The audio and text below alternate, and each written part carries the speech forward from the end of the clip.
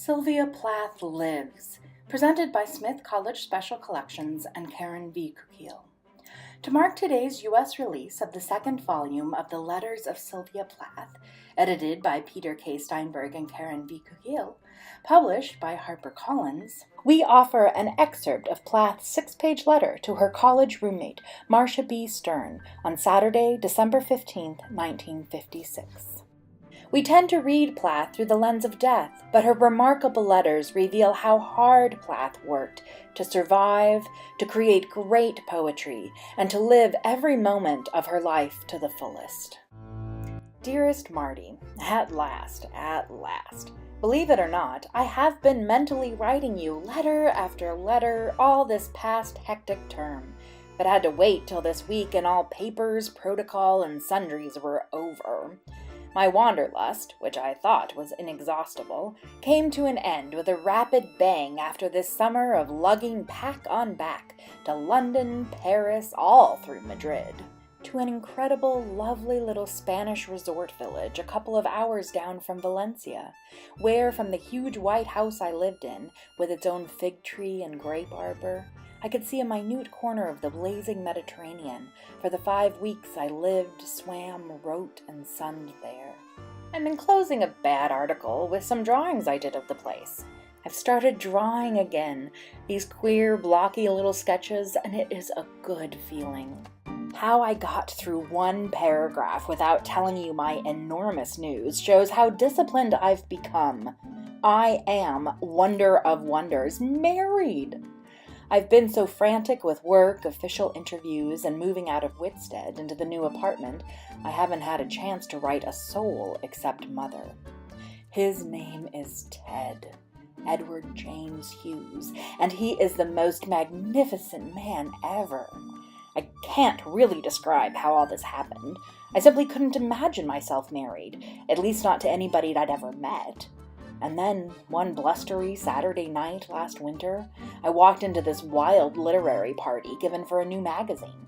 I'd read it and was awestruck and admiring of one poet's poems. I met all the other writers, little scrawny midgets, and saw this great, looming, ferocious man across the room. "Who's he?" said I.